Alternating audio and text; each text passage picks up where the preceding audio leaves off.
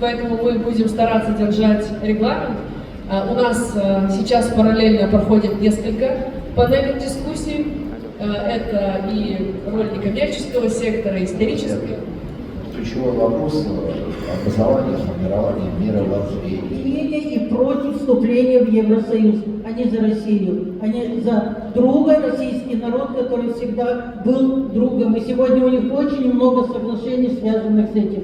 Поэтому русский язык для нас, для Республики Молдова, кто бы как ни хотел отменить и запретить, о каких ценностях в республике можно говорить, когда за последние 2 года закрыто 16 новостных каналов телевидения. Остались только те каналы, которые сегодня служат нынешней власти.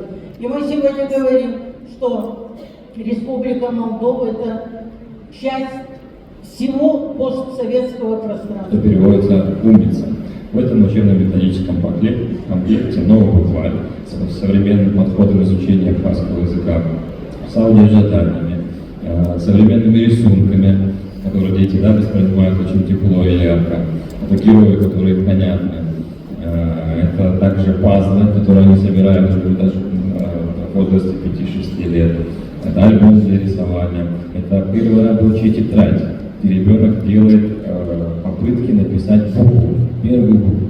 И уникальность этой тетради в том, что ее можно многократно использовать. То есть это пиши-стирай технология. Наши коллеги из издательства просвещения очень высоко оценили этот методический комплект Слава Григорьевича Арзенова.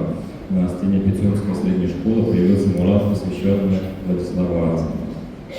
Также при поддержке фонда президентских грантов, при поддержке лично Сергея Сергеевича Машуке, наши учителя на форуме в Центре знаний в Пятигорске озвучили проблему, что не хватает стендов, наглядных пособий патриотического содержания. И сразу после этого мы начали разработку этих стендов.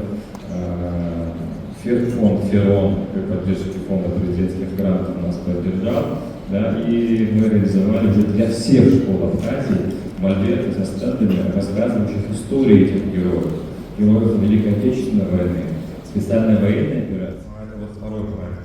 Еще один замечательный, да, решился.